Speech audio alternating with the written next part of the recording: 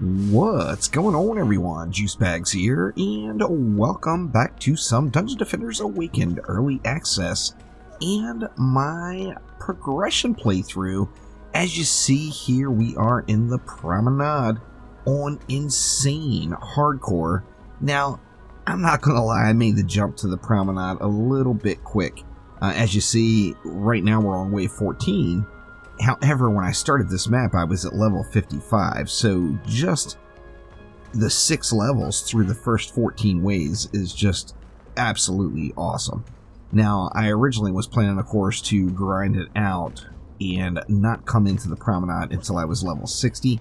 However, I had a decent set of purples and enough in levels where I felt confident at least popping in and trying it out. Now, my walls have not been extremely healthy, however, you know, it's as to be expected, I think. It's a wall repair simulator for my first time doing this particular level of map.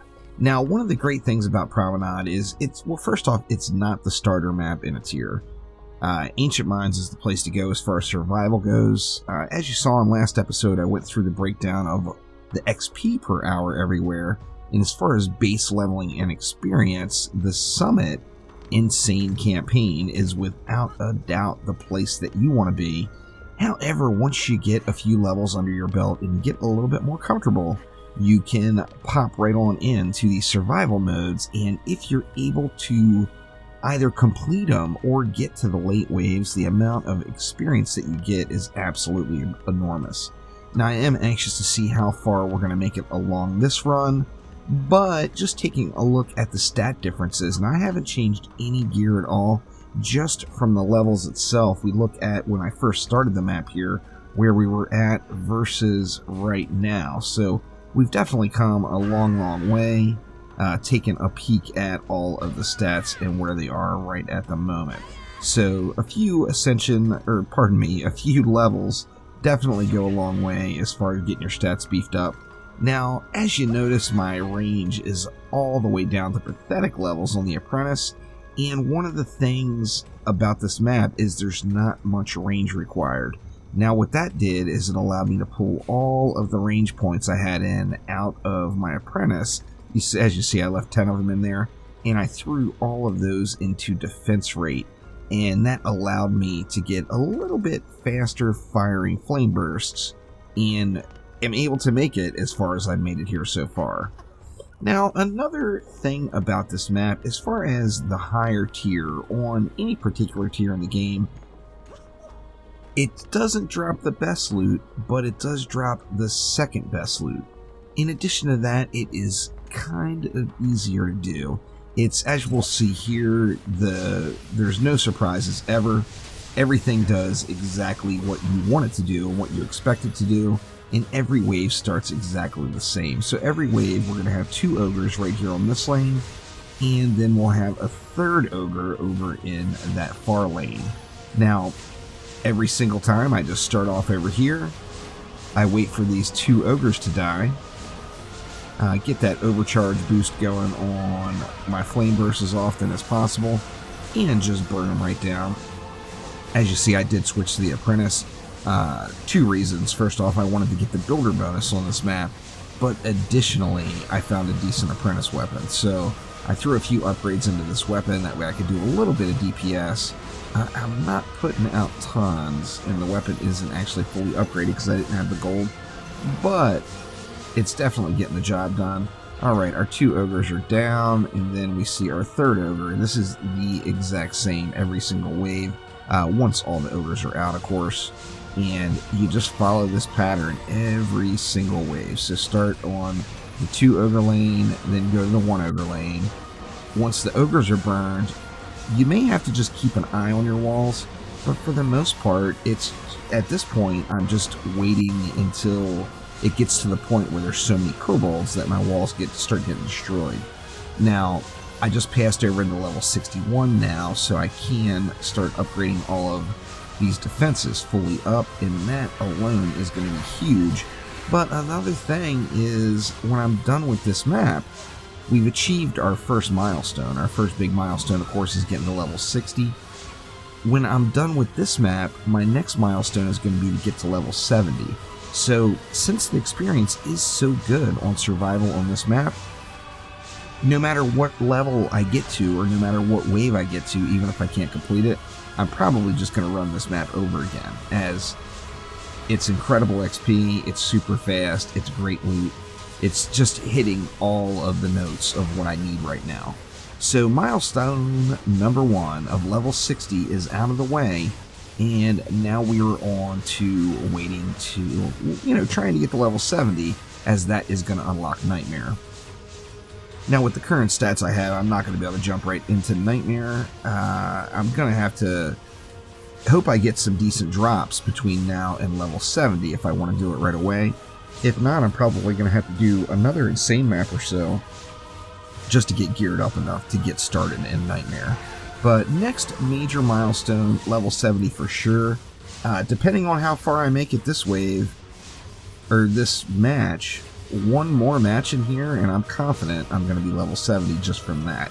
So hopefully I can make it further enough along into those money waves where those legendary items are starting to drop. So, RNG, be my friend, why don't you? But literally every wave is exactly the same, and you see the levels are just ripping off now. So each wave you'll go through, you'll get all of your walls, auras, flame bursts all fully repaired.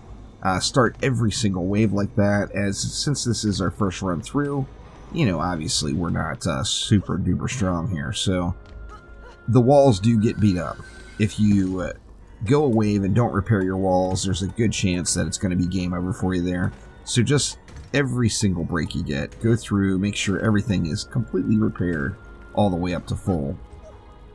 Now, running through the build real quick, it's pretty standard issue. I've got the walled off area, so I got 2 walls at every spawn with at least 4 flame bursts. So 4 flame bursts here, 4 flame bursts over here. Now, in addition to that, I've got a strength drain aura on every single lane. So the strength drain aura is going to be required, of course, because it is going to remove any of those resistances if any mobs come out and are immune to fire. And that's going to make that flame burst really shine. Now, on both of the ogre lanes, I put 1 extra flame burst tower, and then that's going to leave you with 3 remaining DU. So I put that DU right over here in the form of an ensnare aura. The main reason I did that is this lane does have to hold an ogre for several seconds, really, maybe even up to like half a minute, every single wave without me being there. So with that in mind, I wanted to make sure there's the least amount of damage possible going on those walls, and the ensnare aura not only slows their movement, but it also slows their attack rate.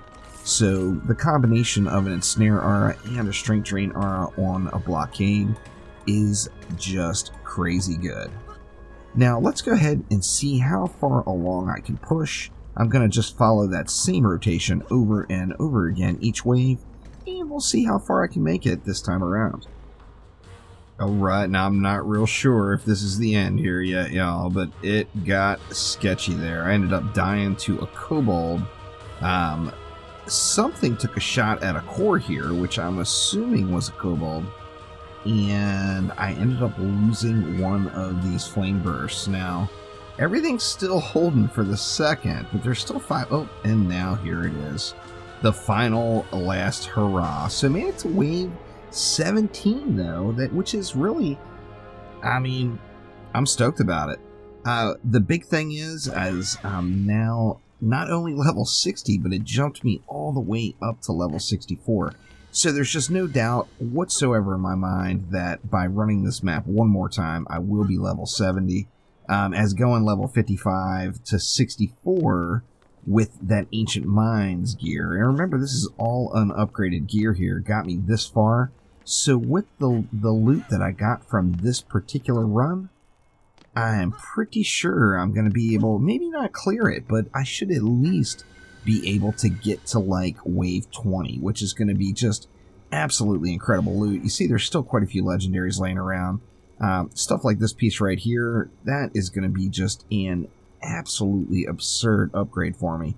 So I've got lots of that. The ground is just currently just littered with stuff that's just going to be an absolute massive upgrade.